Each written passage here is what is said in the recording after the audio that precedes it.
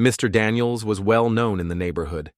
He was a quiet war veteran who preferred solitude, except when he scolded kids for riding their bikes too close to his property. Rumors hinted that he fought in Vietnam, but no one dared to ask him directly. His yard was always in perfect condition, and his flag was folded neatly at night. His fierce stare could make anyone stop in their tracks. I had lived next door for years but had only spoken to him twice, both times apologizing for my garbage spilling into his yard. I knew little about him beyond his reputation and had never felt the need to get close. He seemed content in his isolation, a man who likely experienced things no one could fully understand. One afternoon, everything changed. I was on my porch scrolling through job listings, feeling hopeless. I had just lost my job and my savings were running low. The pressure to find something new weighed heavily on me. I worried about how close I was to losing everything, and I didn't know where to begin. Doubts raced through my mind as I questioned my ability to start over. I wasn't sure what I wanted, but I knew I needed change. Suddenly, a voice broke through my thoughts. "You're staring at that phone like it owes you money." I looked up, startled. Mr. Daniels stood at the edge of his lawn, arms crossed, his intense gaze fixed on me. Despite his age, he held a commanding presence. "I'm just looking for a job," I mumbled, avoiding his eyes. He moved closer, his cane tapping on the ground. When he reached me, his voice remained steady. "You're not looking for a job. You're looking for a reason to feel sorry for yourself." His words shocked me. I didn't know whether to be offended or embarrassed.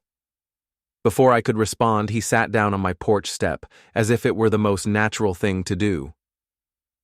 "You think this is hard?" he said, gesturing at my phone. "Try crawling through a jungle with no water while bullets are flying. Try losing your best friend in a split second. Then talk to me about hard times." I stared at him, unsure of how to react.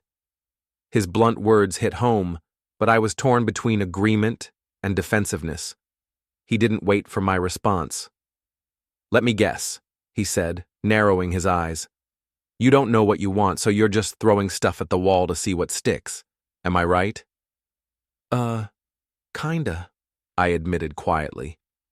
His words stung, but I couldn't deny their truth. I was lost and hoped something would help me find my way. "Kinda?" he exclaimed, raising an eyebrow. "Life doesn't care about kinda. Want something? Go get it. Mess up? Own it. No one's giving you a pass because you're having a rough time." I sat there trying to take it all in. His straightforward attitude made me want to listen, almost like he offered me a lifeline, even if it came wrapped in tough love. He sighed, frustrated with my hesitation. "Here's the deal," he leaned in closer. "Every day you waste feeling sorry for yourself is a day stolen from your future. You don't need to have all the answers now, but you have to start moving. Stop worrying about failing. You will fail. That's part of learning. You fall, you get back up. That's how it works." I felt jolted awake as he spoke. My fears and doubts had held me back for so long that I hadn't thought about taking steps forward. His words splashed cold water on my complacency. Then he got up, brushing off his pants as if our talk was finished. "Do you have a pen?" he asked. Yeah," I replied, still absorbing his message. I quickly found one, unsure of what he wanted to do next. He pointed to a notepad on the table. "Write down 3 things you can do today to move ahead. It could be applying for a job, learning a new skill, or even cleaning your house. Just do something. Complaining isn't an option." I quickly wrote down 3 actions: applying for a job, updating my resume, and cleaning my cluttered kitchen. When I looked up, he nodded, clearly pleased. "Good, now go do it," he said firmly. "If I see you here tomorrow looking lost, you'll be mowing my lawn." Without another word, he walked back to his house. I sat there, my heart racing and my mind spinning. I had never been spoken to like that, but for the first time in weeks, I felt a sense of urgency, a challenge I had to accept. The next few days were tough. I began to take small steps. I applied for jobs, even when I doubted myself. I updated my resume, trying to remember my past experiences, which felt like piecing together a blurry memory. Surprisingly, I also tackled cleaning my house, something simple yet overwhelming in my state. As I scrubbed the floors and cleared the mess, I felt a shift and a hint of control returning. 6 months went by. I found a new job that challenged me, but also brought fulfillment. I started a side project I was passionate about, something I had always dreamed of but never dared to try. My house, once a sign of my standstill, was now neat and organized, a reflection of the new habits I had embraced. Sometimes I would see Mr. Daniels watching me from his porch. He seldom spoke, but when he did, his gaze would linger and he would nod. That simple gesture motivated me, reminding me I wasn't alone. I wasn't sure if he realized the impact of his words, but I was grateful for that moment of tough love when I needed a wake-up call the most. I wonder if I would have pushed through those tough weeks without his nudge. His tough advice shifted my view. It wasn't just about landing a job, it was about finding the courage to take charge of my life, to stop waiting for change, and to start making progress, even if it meant stumbling. Mr. Daniels never became a close friend, yet his silent support meant more than any conversation could. In those few minutes, I learned more from him than from anyone else in years.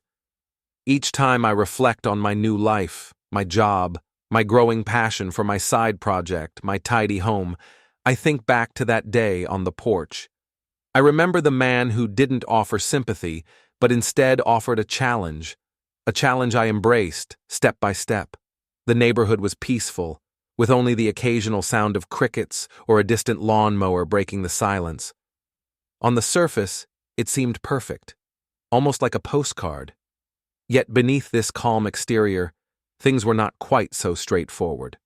I had been neighbors with Mr. Daniels for years, but I realized I knew very little about him. He was a quiet man, someone who rarely interacted with others, but made his feelings clear if something bothered him. People said he was unfriendly and kept to himself, which made him seem hard to approach. We admired his well-kept lawn and the way he folded his flag each night, but the man behind that image remained a mystery. Mr. Daniels lived at the end of the street in a house that looked old but sturdy. His porch often sat empty, but occasionally you could see him there, staring into the distance as if he were watching life unfold without taking part. No one approached him unless absolutely necessary. He had a reputation for being gruff and often scolded others for minor issues, greeting them with silence when he didn't want to talk. My few interactions with him were awkward and short, usually involving me apologizing for something trivial like my garbage spilling onto his lawn. That afternoon, as I sat on my porch feeling defeated, thoughts of Mr. Daniels crossed my mind. I had just lost my job, and the weight of it was overwhelming. I wasn't ready to accept it, but I was struggling. My savings were running low, and I felt lost, waiting for something to change without knowing what to do. My phone felt heavy in my hands as I scrolled through endless job listings that seemed to mock my efforts. I was applying for roles where I didn't feel qualified, and each rejection only added to my frustration, trapping me in a loop of hope and disappointment. I felt drained, both physically and mentally. Just as I was about to give in to despair, I heard a voice, a sharp, unexpected voice. "You're staring at that phone like it owes you money." I looked up, surprised. Mr. Daniels stood at the edge of his lawn, arms crossed. His gaze was intense, making me feel exposed. I never expected him to speak to me, especially so directly. "I'm just looking for a job," I replied softly, unsure why I felt compelled to explain myself. "You're not looking for a job. You're looking for a reason to feel sorry for yourself," he said firmly. I blinked, surprised by his bluntness. I didn't know if I should be angry or embarrassed. His words struck me hard. I had been stuck in self-pity, but I hadn't realized it until that moment.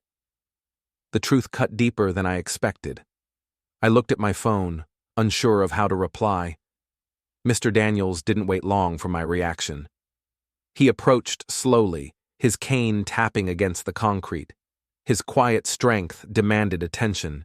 He didn't sit next to me but stood in front, leaning slightly forward, his gaze steady. "You think this is tough?" he asked, motioning to my phone. "Try crawling through a jungle with no water while bullets are flying. Try losing your best friend over a split-second choice. Then tell me about hard times." I was caught off guard by the weight of his words. I had always seen Mr. Daniels as just an old man with little to say. I didn't know about the hardships he had faced in war and in life. He wasn't judging me. He was sharing his truth. I didn't know how to reply. How could I compare my challenges to the horrors he had seen? My job loss and uncertainty felt so minor next to his experiences. "Let me guess," he continued, slicing through my thoughts. "You don't know what you want, so you're throwing things at the wall to see what sticks. Am I right?" I hesitated, recognizing the truth in his words. I had been lost, searching for something to hold on to. Each job application only made me feel more adrift. Kinda," I said softly, unsure what else to say. "Kinda?" He raised an eyebrow. "Life doesn't care about kinda. Want something? Go get it. Mess up? Own it. No one gives you a free pass just because you're struggling." Frustration welled up in me. Was he being harsh on purpose? Was he trying to make me feel guilty? But his honesty was refreshing, something I hadn't encountered before. "You need to stop feeling sorry for yourself," he said, his tone steady. "You can't just sit around waiting for change. You have to create it. Every day spent in self-pity is a day taken from your future." His words weighed heavily on me. I had been so focused on how impossible moving forward seemed. But what if it wasn't about perfection? What if it was simply about taking one small step and trusting that things would improve? "You don't need to know everything now," he urged, leaning in closer. "But you must start moving. Stop fearing failure. You will fail. That's how you learn. You fall, you get up. Simple as that." I stared at him, overwhelmed by his raw honesty. It felt like all my fears and doubts had been stripped away. He was right. I didn't have to have it all figured out. I just needed to begin.